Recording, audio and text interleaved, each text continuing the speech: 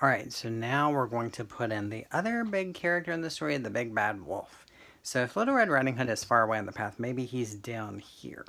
So what I need to think about is how I'm going to draw him. First of all, he's close to us, so I need to draw him big. But if I drew him too small, he'd kind of look like a puppy, and I don't think he'd be really as scary as we intend for him to be. So what I'm going to do is I'm going to start out with kind of a rectangle shape for his body.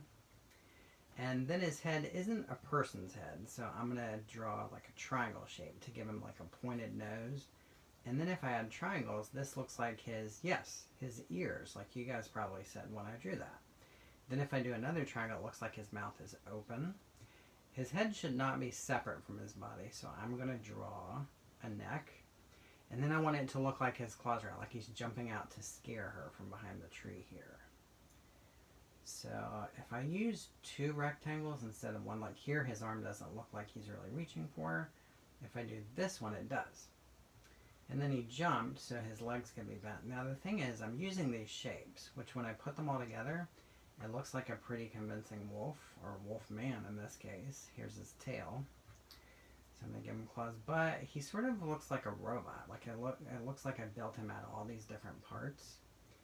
So what I can do is I can use another element of design. Here I've used lines and shapes to make the wolf, but if I use color, it's going to make it look more convincing, because as soon as I fill this in with the same color, instead of seeing the lines and the shapes, we actually see his arm.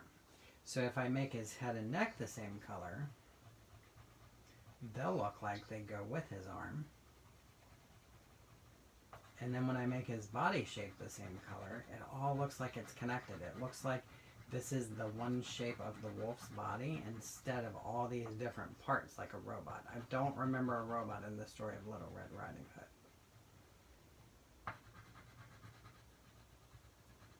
So for this story, there's things that you could have in your drawing. You could put Little Red Riding Hood's house way back here in the background because she left her house. You could put Grandma's house somewhere in it. Those are things you could put in there. But you definitely need to make it look like the woods. So trees you kind of have to put in there. Little Red Riding Hood, she's our main character. And our big bad wolf, he's the other main character. So those are things you have to put in your drawing. So I look forward to seeing what you guys add into yours and how it turns out.